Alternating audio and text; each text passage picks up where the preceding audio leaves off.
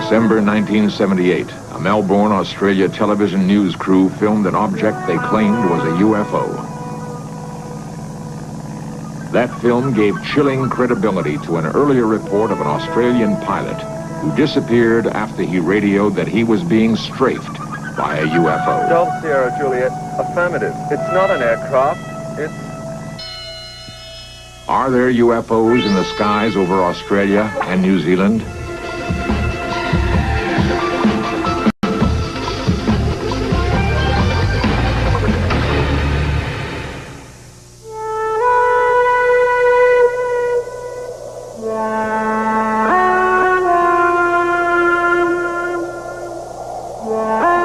In the last 30 years, there have been more than 110,000 recorded UFO sightings.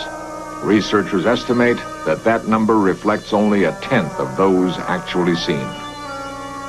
Eyewitnesses claim that in nearly all cases, the UFOs have a saucer-like shape. Despite repeated official government denials that UFOs exist, some people point to hard evidence of scorched areas on the Earth's surface where UFOs have supposedly landed. Believers claim that the scarred areas are caused by intense heat generated by the UFOs. UFO sightings occur throughout the world, but the great majority of reports have been in the southern hemisphere, in the skies over New Zealand and Australia. It was here that the most astounding UFO footage in history was recorded. On December 21st, 1978, radar bowls near Wellington, New Zealand picked up what air traffic controllers called an unexplained blip. A local pilot, Vern Powell, was at the same time bound on a cargo mission from the South Island to the North Island of New Zealand. Powell described the object as anything but plane-like in nature.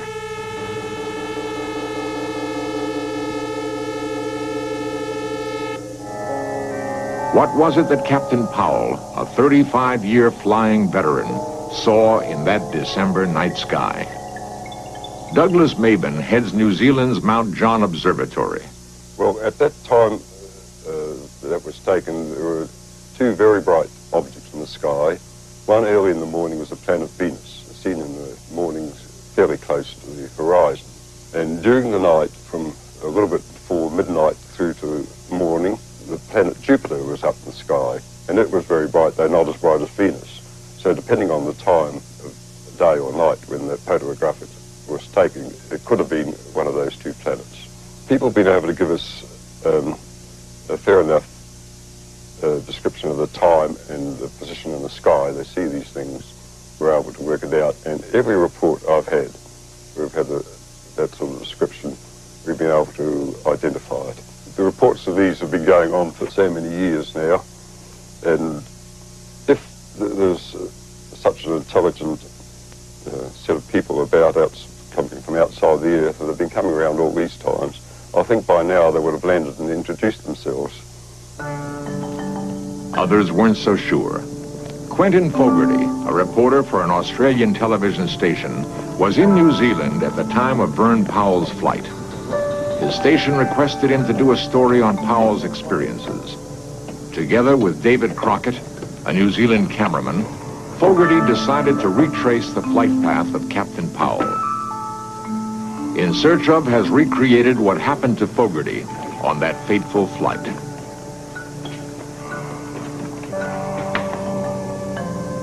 Fogarty planned to make the 400-mile round trip between Wellington and Christchurch in a massive Argosy aircraft, which was already scheduled for a freight run. Armed with cameras and sound equipment, the two men hoped to film proof of what Powell had reported.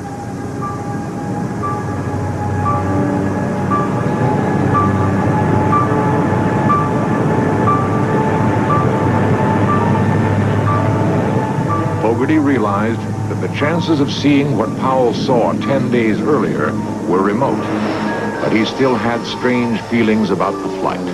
There were stages there where I was very, very frightened. When I thought, well, if I was to die, or if in fact I was to be removed from that aircraft in some shape or form, then it wasn't going to be a painful process, and I can't really explain why I felt that. It's just a feeling I had. The flight was long. Captain Bill Startup warily scanned the night sky. Fogarty and cameraman Crockett waited in the hold. Testing, 1, 2, 3. Just checking the intercom.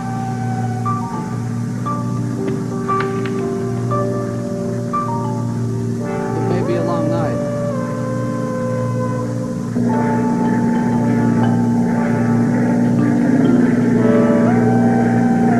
Suddenly, Captain Startup spotted the object and called to Fogarty. Quick, off to starboard. The object seemed to be hovering around the aircraft. Do you see it?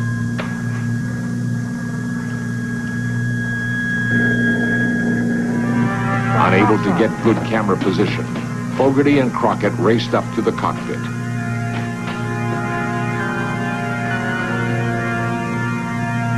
This is the film they shot. And by the time David and myself got onto the flight deck, I could see two bright lights, and in retrospect it now appears that this object was quite low, and in fact was reflecting on the water. We just kept looking at this one bright object that looked like a very bright star outside our starboard window. So we turned towards the object, and at this time David was continuing to film, and at one stage he said to me, he got very excited and turned around to me and said, you know, it's got a brightly lit bottom and a sort of transparent sphere on top. And I was doing a tape commentary at the time, and I remember saying that sounded like a classic flying saucer shape. And I think it was the last person to see it, was that I looked out the right-hand side of the aircraft and peered right down. And this object just went below the aircraft and disappeared. Nobody connected with this case has been prepared to say that they are extraterrestrial, because I don't think you can ever say anything is extraterrestrial until you can actually physically hold on to it or meet with the inhabitants, or, you know, or the thing lands in Central Park and you beam it live television around the world, and then people would say it was hoaxed anyway. But there are a number of possibilities, and I think that probably the strongest of all the possibilities is that it is extraterrestrial. The film is unlike any other recorded in history. The object darted about, changed color, shimmered with an eerie translucency. The object was incredibly bright, far brighter than any planet or star. The film, shot by Fogarty and Crockett, has since been analyzed by U.S. and Australian scientists. Their conclusions have been that it does show some metallic object, unearthly in its brightness. No one will hazard a guess as to what it was or why it appeared where it did. By plotting where UFOs have reportedly appeared, a complicated grid system was devised by a man who has become the dean of UFO researchers. Bruce Cathy, a commercial pilot for more than 40 years, believes that his system, controlled by the elements of light, energy, and matter, validates the presence of UFOs. Square one. I only found the system by actually studying UFOs, or the movement of UFOs. And it was after I found out UFOs have to use that system or tune into that system if they're going to move from point to point in space. The UFO shots were taken in New Zealand around last Christmas. Everything points to the fact that they were definitely, it was hardware in the sky. And the main reason I say this is the fact that it's not the first time. It was a bit of a joke to us at the time when there was such a furor made about this publicly worldwide, as if it was one case. Well, it's not so. There's been many, many cases similar to this in New Zealand and in the same area. There's been material tracked around the Cook Strait area and up around that area on many occasions by radar in Wellington. And on many occasions, even in daylight, there's been an object seen in the sky by crews in an aircraft, and that's also been sighted on radar. And in one of those particular cases, the radar crew asked the crew of the aircraft to vector themselves onto this object so that they could get a closer look at it. The crew were watching this from a distance, and they refused. And that object was in that area for so long that even on the second trip back from Wellington across the Straits again, it was still there. The crew saw it a second time. But that was a broad daylight case. So in nowhere could they say there was lights at night being reflected or a Venus or anything like this. This is, but there have been many cases like this. and particularly in that area. This UFO film shot over New Zealand might bear a strange relationship to an event which occurred 3 months earlier. In Search Of examines that event next.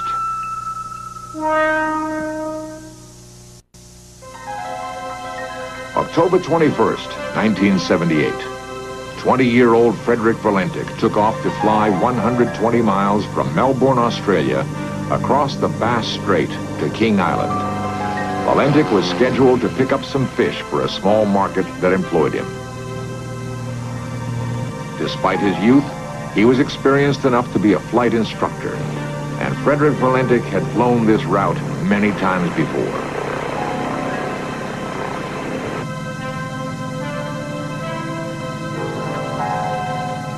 Delta Sierra Juliet, pilot to ground. Is there any known aircraft in my vicinity below 5,000 feet? Delta Sierra Juliet. Negative, no known traffic. Delta Sierra Juliet. There seems to be a large aircraft below 5,000 feet. Delta Sierra Juliet. What type of aircraft? I cannot confirm, but it's 4 bright lights that appear to be landing lights. Unknown aircraft has just passed over me, about 1,000 feet. Is large aircraft confirmed? Delta Sierra Juliet, affirmative at the speed it's traveling. Are there any RAAF aircraft in the vicinity? Negative. Confirm you can't identify aircraft. Affirmative. Delta Sierra Juliet, Melbourne. It's approaching from due east of me. It seems to be playing some sort of game, flying at a speed I can't estimate. Stephen Roby, air traffic controller on duty then, explains the reported UFO's movement. Times and coming from various directions. And then he started orbiting, and the aircraft was orbiting above him. And on several occasions, he sort of stated that towards the end it wasn't an aircraft. And he described it as having a sort of a green light on it, and also it appeared to be a sort of a silver metallic colour. Delta Sierra Juliet. What is your altitude? Delta Sierra Juliet, 4,500 feet. Delta Sierra Juliet. Confirm you can't identify aircraft. Affirmative. It's not an aircraft, it's... Guido Valentic is Frederick's father. Night. He's supposed to join us with friends where we went for some movie, family movie projection. And that night he never turned up, he didn't ring up. Normally he's always, when he go for a trip, when he return at the airport, he normally would have called us, you know, I'll be home after an hour or so. But that night, it was quite strange, you know. We didn't know anything about it. We got home about 11 o'clock and he wasn't home. My wife then started to worry about it. And so, you know, I said, oh, this is too late to start inquiry. Can you describe it? Delta Sierra Juliet. It's flying past. It is a long shape. Cannot identify more than that. Coming for me right now. And he described it as being of a long shape, and as I said before, a silver colour with the various lights on it. And he actually did say it wasn't an aircraft. So it's very strange. It appears to be stationary. I'm orbiting. The thing, it's orbiting on top of me. It has a green light and a sort of metallic light on the outside.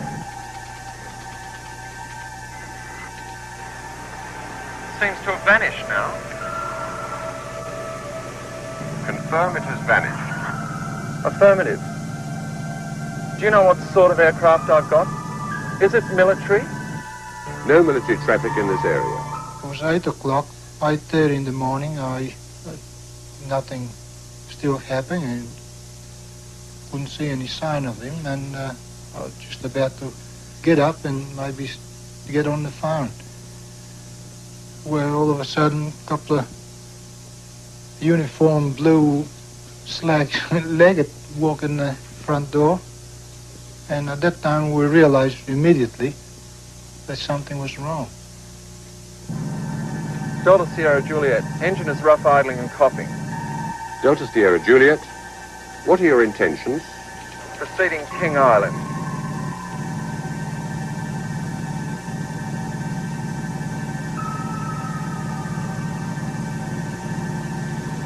Delta Sierra Juliet, unknown aircraft now hovering on top of me. Finally, we lost contact with him in a very strange way. The communications he was putting out seemed to break. People describe it as a sort of a metallic sound, the last transmission that was sent from Delta Sierra Juliet. Delta Sierra Juliet, acknowledge. Do you read me?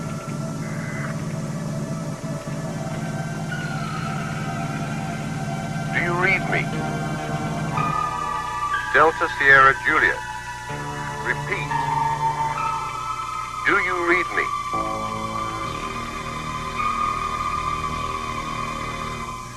Despite an extensive 4-day search, which included using a sophisticated Orion aircraft capable of detecting any sort of debris at great ocean depths, not a single scrap of wreckage was ever found. No hard evidence ever turned up that would explain the disappearance of Frederick Valentic. But theories abound. Some say that Valentic became disoriented and saw this lighthouse. A second theory is that he saw lights of fishing vessels and then, becoming disoriented, spiraled his plane into the ocean. Guido Valentic, Frederick's father, believes otherwise. Well, after Frederick reported this UFO incident, I inclined to think that it could be some intelligent life in the outer space, despite all the officials are trying to suppress this, or really makes me very confused, because knowing Frederick what he radiated and knowing my son wouldn't make himself so ridiculous in stating things like that. So I'm inclined to believe that really must be something in the space that the general population may not aware to be. And I realized after his disappearance, which I couldn't have the opportunity before, how many calls I get from various parts of the world. And they really encouraged me to believe that he could be still alive, maybe with another intelligence in the space.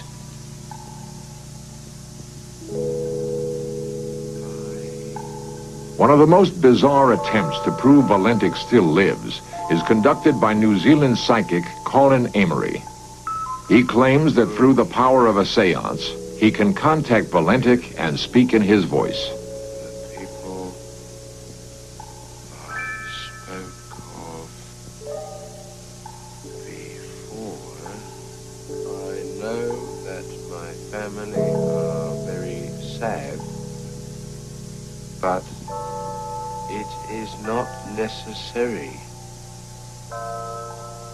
Death is something that is quite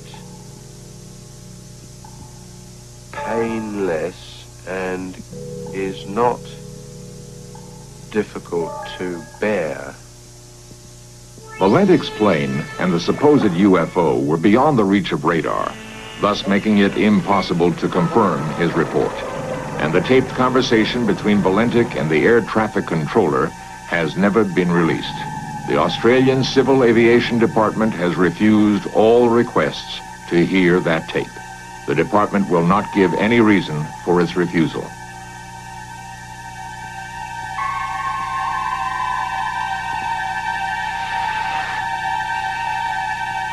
Delta Sierra Juliet. Acknowledge. Do you read me?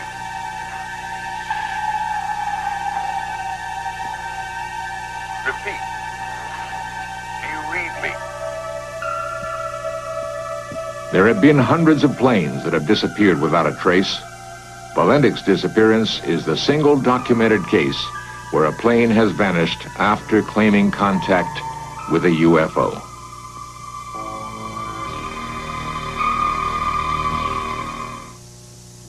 For years, In Search of cameras have found and recorded the reports of individuals claiming to have seen UFOs. And there was this weird object, funny noises, and it was really bright. When I first saw it, I was standing approximately right here, but I couldn't get too good of a view of it because the brush and the trees are in the way. I don't know how many people saw it and told us the next day that they saw this thing up in the sky. In the sky. I noticed up by the blue shed over there that there was something in the sky. It was definitely right there. On the night of November 2nd, 1975, I was sitting here doing my homework, and I looked out the window, and right above the blue building, I saw a UFO come down out of the sky. All of these first-hand accounts, together with the strange occurrences in the southern hemisphere, only makes one wonder what really does exist in outer space.